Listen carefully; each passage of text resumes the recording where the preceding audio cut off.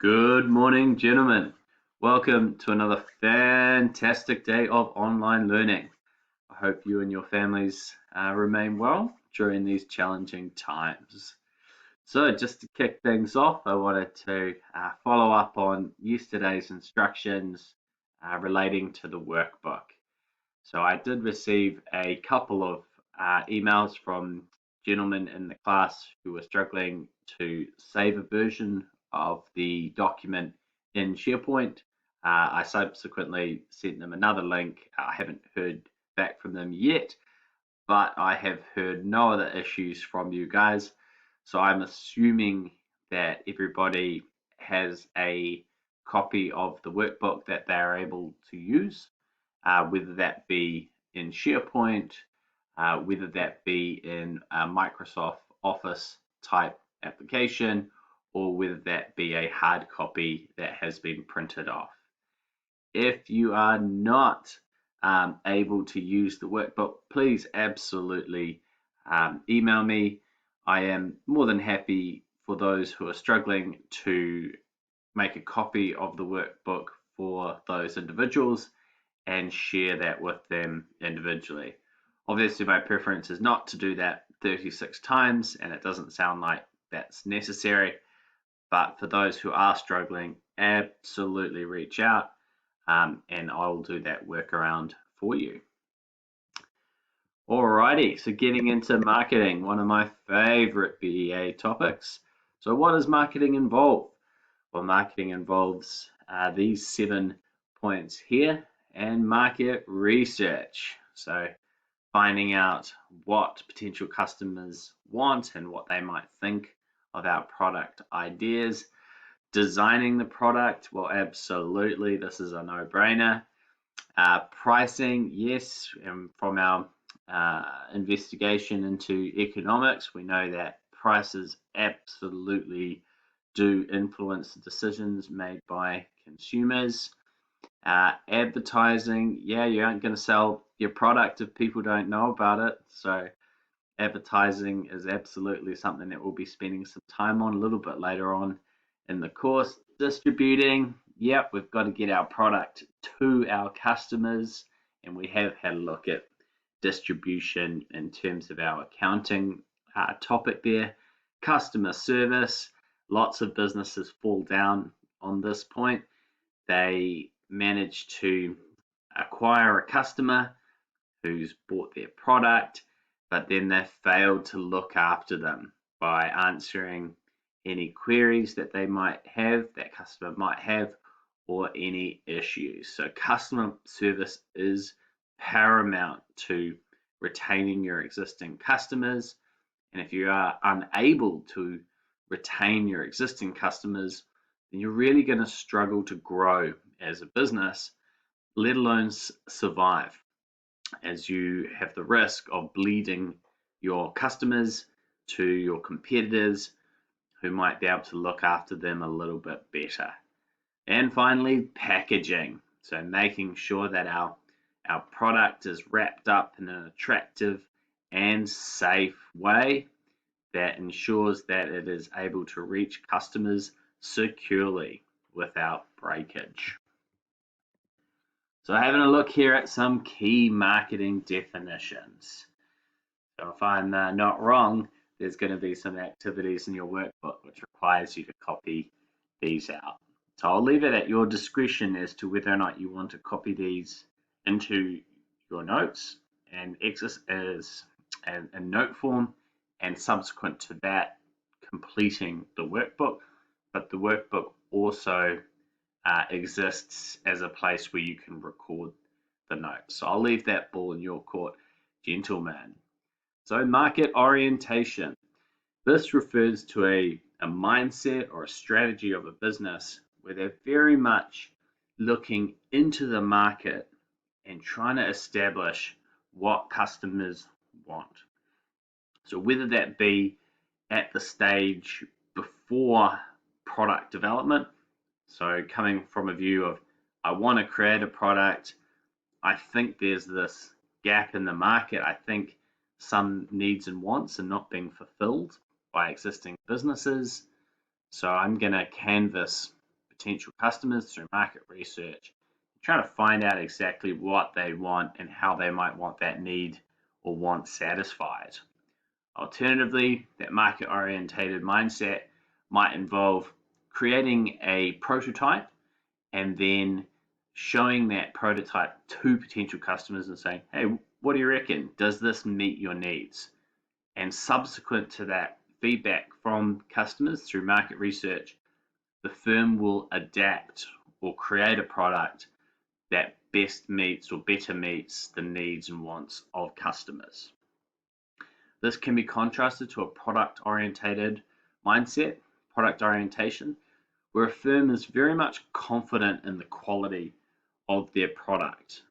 They already have an established view that their product is excellent, and this will come off the back of a lot of excellent design work, or at least in the opinion of the business, and then they release the product out to the market in its completed form, and trying to launch a full selling campaign based off the product that they haven't really tested with any potential customers.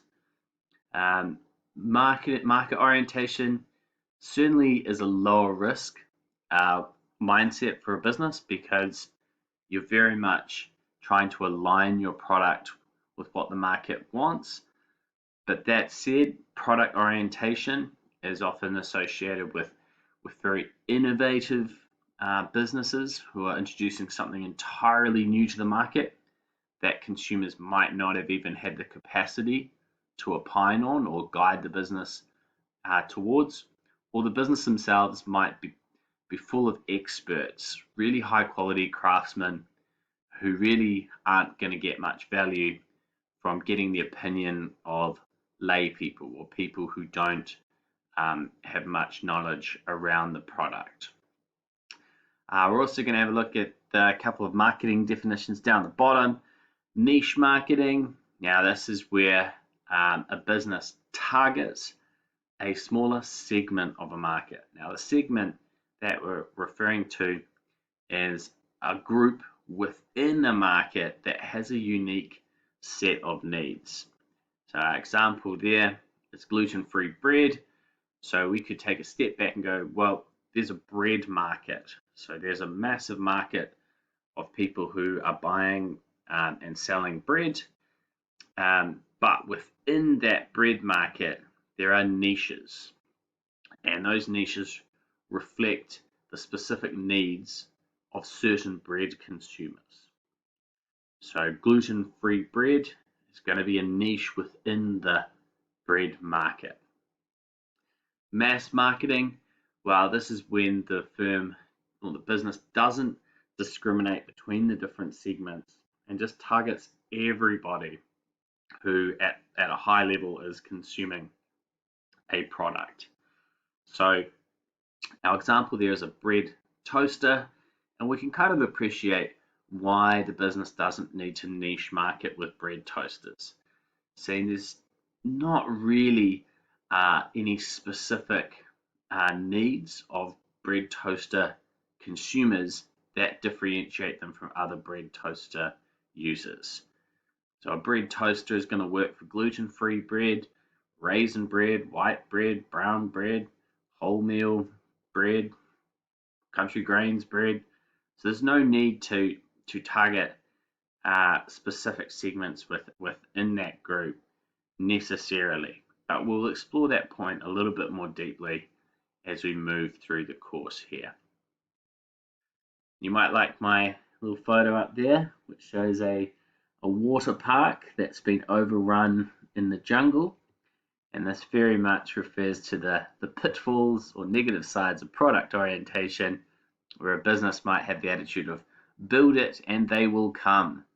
And in this instance, it seems that somebody or business has built a water park, presuming that they're going to have customers turn up, but sadly they've just had the snakes and the monkeys turn up, and the water park's become overrun. Perhaps they should have done some market research. All right, so following off from that, gentlemen, we've just got a little bit more detail on market orientation and product orientation. So a key benefit from market orientation is that it increases the chance of success. So because we've got the customer's opinion first, or potential customer's opinion first, we're more likely to be satisfying their needs and wants with our products, so we're more likely to gain their sales. This increases the chance of survival, therefore. Product development is incredibly expensive in many cases, and to spend a lot of a business's resources, whether that be labor or capital resources, and to not result in sales, could very much put the business at risk of failure. So finding out what your customer wants and tailoring your product to meet those needs or wants increases the chance of survival and increases the chance of higher profits. We've got here focus on continuous improvement.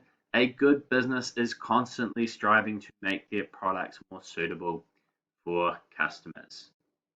So by constantly getting feedback from your customers, you're likely to ensure that your product remains attractive to customers. And we know that needs and wants change over time.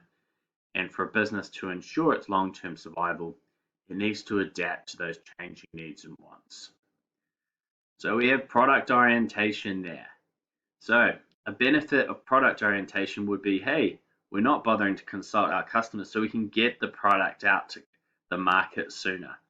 So that can have an advantage in a market in the sense that if you're the first business to offer a product that satisfies a need or want that's gone unsatisfied before, you're more likely to establish yourself in the eyes of the market, so that this enhances your potential for profit because you've got what's called a first mover advantage. So whilst your product might not be perfect first time around, getting it to market sooner certainly has its benefit there. Market research absolutely costs money. Costs money to take the time of your marketing personnel, and no doubt there are other expenses associated with the space, the premises where market research is carried out, the actual materials in terms of the paper or the software. Product orientation is great for innovators because they have absolute decision-making power. And you know my favorite businessman, Mr. Elon Musk, he is certainly someone with a product orientation mindset. I'm looking forward to hearing a bit more about those Tesla bots. Alrighty, so we've got a couple of examples here of market orientation versus product orientation. So Amazon is very much a market oriented firm, and Jeff Bezos' business has been tremendously successful. And we've got that example there of him, his business seeking out some issues from customers and implementing a solution, being the self-service pickup boxes. Coca-Cola has also been very market orientated with its different flavorings. And then we've got some other product orientation examples like the Sony Walkman, which is obviously no longer in the market, but that was something that the innovators in the firm brought out, and it was certainly an entirely new product offering.